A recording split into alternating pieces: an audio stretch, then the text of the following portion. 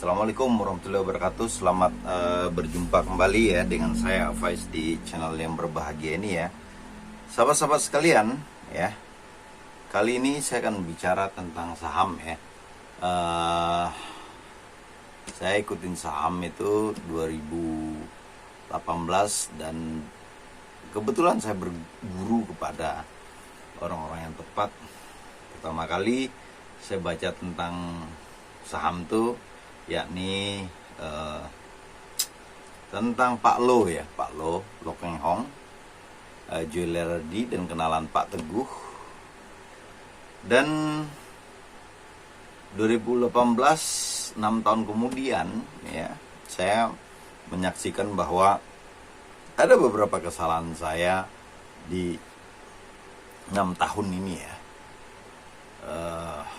Cukup berat ya saya rasa, dan tapi saya tetap masih bisa bertahan ya, karena ada beberapa keberuntungan di tahun 2020 ya.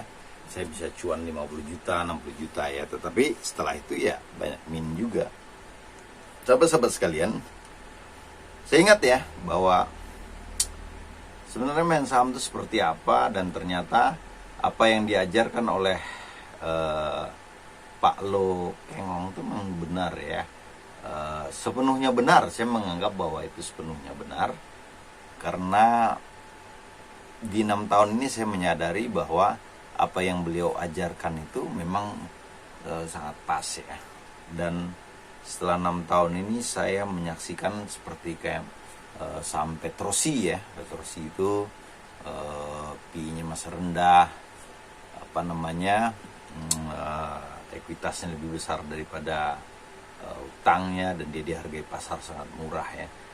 Dan itu menjadi pembelajaran juga bagi saya, saham-saham Pak Lo di 6 tahun. Kalau Anda di 2018, 19, 20 itu mengikuti sama apa yang dibeli Pak Lo, itu rata-rata sekarang udah menghasilkan gain itu di atas 100% semua ya. Petrosi itu di antara harga 2018 itu masih 1.500-an ya.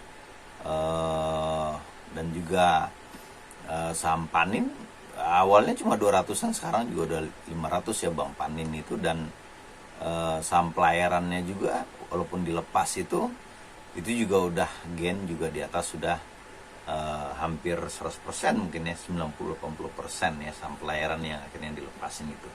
Sahabat-sahabat sekalian, dan saya melihat bahwa kunci utamanya itu, saya setelah analisis ya, apa sih yang dilakukan oleh Pak Lo Keng Hong ini.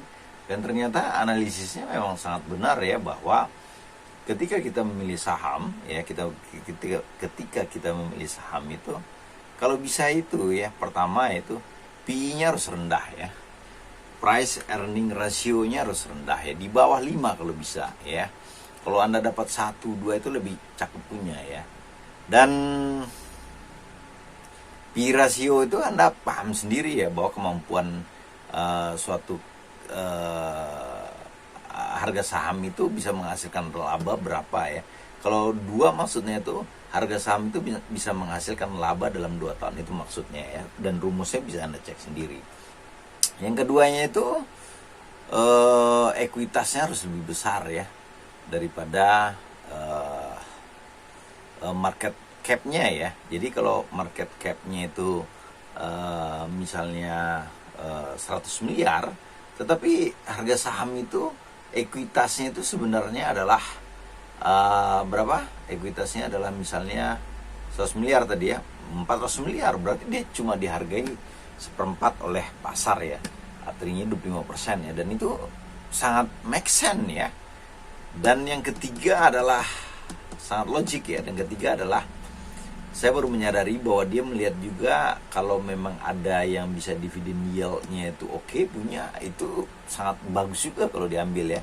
Karena apabila saham itu misalnya nggak naik, nggak kemana-mana, kita tetap memperoleh saham itu. Dan kita lihat bahwa Pak Lo ngambil BNGA ya, dividen yield-nya itu sekitar berapa ya, sekitar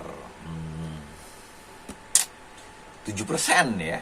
Nah itu jadi PI-nya ya kan, ekuitasnya, dan juga apanya tadi itu PBV-nya kalau memang rendah dengan cara apapun Anda mengambilnya. Yang keempat itu kita harus melihat valuasinya berdasarkan aset atau ekuitas dibagi dengan saham beredar. Itu juga sangat logis ya, apabila misalnya harga wajarnya 2.000 ya, Anda ngambil di harga 1.000, itu sangat luar biasa apabila dia memenuhi keempat kaidah ini.